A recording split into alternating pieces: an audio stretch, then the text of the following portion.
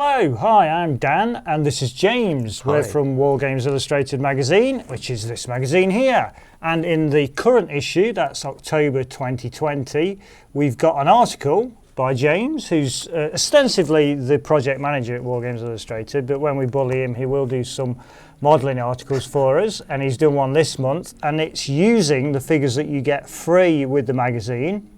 So on the cover of the magazine, October 2020, you get this frame of US Marines for the World War II in the Pacific. And what James has done is he's created a mini diorama or a scene using some of the figures that are cut from the frame to create something that looks like Marines landing on a beach somewhere in the Pacific. That's the hope anyway. That's the hope, yeah. So yeah, as I say, everything has come from this frame, or has it? You tell me, everything James. except for one head, which is from the Frostgrave Knights that we happen to have in the office from a bit earlier on. Oh, so right, okay, cool. That was a bit naughty, so that's that head just there. Right. Okay, so just tell me a bit about the inspiration for it. It's kind of a mix of things. Like, I studied war photography way back at school, so there's Robert Capa's famous pictures of World War II beach landings, and then there's also, moving away from that theatre and into the Pacific, you've got the HBO show The Pacific as well, which is a very different kind of beach landing to that brutal all-out assault. It's actually, a lot of the beaches were given up by the Japanese, so most of the time there wouldn't be a battle for the beach, but then later in the campaign it did evolve to a point where somewhere like Tarawa, there was a brutal fight trying to get onto the beach and a lot of Marines lost their lives, so that's kind of what this one represents. Yeah, okay, all right, cool. So one of the things that you mentioned quite early on in the article, because you can read all about this in the magazine, is the fact that you were led by the legs. I was led by the legs. Which is always a good thing to be led by. Yeah, it's been a life philosophy for me, really. Yeah, the different poses on the frame, which we've got a frame over there, I can kind of show that a bit. So yeah, there's different stages of advance. There's a couple of crouching, squatting guys, so they became the guys that are on the beach itself. And then you've got different poses of advance, from kind of more of a running position to a more static standing shot and a moving forwards one. And then you've got the prone body here, which actually has two different leg options. So that really led where they were in the advance. I went a bit counterproductive in that I made the guy that was meant to be prone the most dynamic of all of them. But that's just the sort of thing I like to do. Yeah. Well, let's look at them all individually, Sure. starting the furthest back in the sea. So this guy here, he's carrying a shotgun by the look of it. Yeah, they're a bit of a ragtag mix in terms of weaponry, because the idea is their landing craft got grounded way back out on the coral reef, so they've all just kind of come together as much as they can as they approach the shore. Right, okay, cool. Yeah, so he's up to his waist in the water, basically. So obviously that base contains more water element than most of the others. Yeah, just chopped the legs off quite near the waist and placed him there. And what about the water itself? How did you create that effect? Well, the water itself, I obviously painted the bases first once, along with the models, did a few kind of ripples and changed the tones in there, and then I used some resin pigment fixer, which originally will be quite loose and sticky, but if you leave it to dry a little bit, you can actually kind of pull it and tease out waves and things like that, so it becomes very malleable. So you can do the waves, and you can also do explosions and little bullet hits and stuff in the water. Okay, cool. Next guy, heading a bit further up to land, so he's kind of up just above the knee.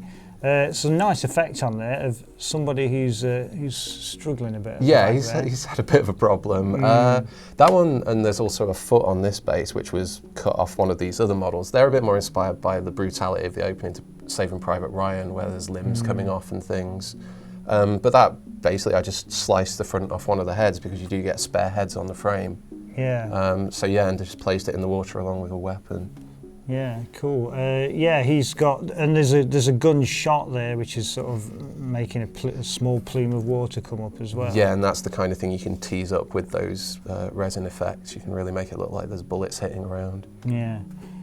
So next guy up, he's got a bit of beach on there, so he's just wading out, really, isn't he? The guy carrying the Thompson. Yes, that's kind of the transition marine. So I wanted it to tell a bit of a story as they move forward. So that going from deep water, and this guy's just about to get onto the beach. And I've done things like I've put a little bit of varnish and ink just on the transition point, so there is a bit of shine on the shore where the tide would be pushing the waves up.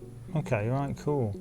And then we're on the beach, and we're trying to get a bit of cover in the rocks there with the guy with the binoculars. Yes, it's kind of like the command I'm thinking for those two. They've already surged ahead and they're just trying to scope out where the enemy might be. Yeah, him and the other guy there, yeah, where he's again next to the rocks. Yeah, I did consider doing a bit of sculpting on the rocks to turn it into coral as well, but it just felt a bit excessive really. But there were sometimes coral formations on the beach. Yeah, yeah.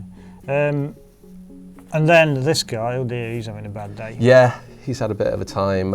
He's kind of the heavy assault marine. He's taken a tumble, and that's where the prone legs have been converted by me to give it a real sense of drama and dynamism. And that's really just tilting his leg. Originally that would be across in a braced position, but by putting it up and then adding a bit more lean to the model, it really just makes it look like he's tumbled down, he's taken a hit and bashed his head on the rocks down there.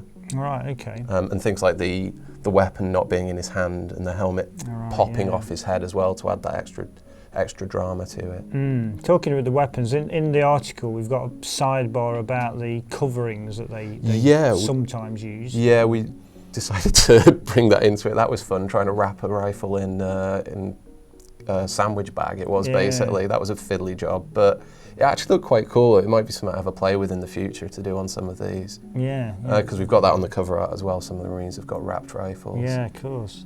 And the painting, tell us a bit about the painting of them. I mean, we've got some nice light shades, which is that your style, would you say? I think I always try and represent the environment they're in. So with these ones, it's quite heavy highlights to really make it look like the sun's kind of hitting down on them and casting a from above kind of go. But also I use an airbrush for a lot of my initial painting. So the light tones will always be up there on the top because I'll do quite directional spray, and then I'll reinforce that. I used a lot of contrast paints and things and stuff like that to bring more tonality to the models. And then you've also got to obviously carefully add details such as the camouflaged helmets and things like that. Yeah. Well, they do look really cool, and this is not the end of your modelling that we're going to see in the magazine, it is it? Sounds like I'm going to be bullied some more, but there's already been a few other articles. Is it in this one we've got the barricades as well? We've got the Bill Hooks defences, haven't we? And then previously we had the movement trays, and then you've been working on a statue version of our latest Giants in Miniature. Yeah, that might go online rather than in the magazine. Yeah. So. Cool. So we've got a lot of things coming up. We'll keep on pushing you for more. Sounds great. Yeah. But yes, check it out. It's an article in the October 2020 issue of War Games Illustrated. Hope you enjoy reading it. This video has been brought to you by WI Prime, War Games Illustrated magazine's online members club. View more videos or find out more about WI Prime by following these links.